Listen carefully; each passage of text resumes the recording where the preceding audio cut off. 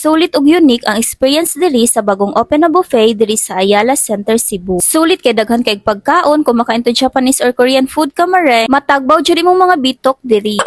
Pariha aning sushi, grabe ka heaven mareng malibog na lang jud ka sa kadaghan. Ebe tempura, dumplings, kimchi, ug uban pa. Syempre, di sad pahuli ang Filipino food, pariha aning crispy pata, anli grill sa diri, daghan og meat makapilian na klase-klaseng pagkatimpla. Heaven sad kaayo sa mga seafood lover diha kay naay shrimp, squid, and mussels. Ang squid ug shrimp kada mong ginabalik-balikan diri mareng kay fresh pa sa yung silingan na marites.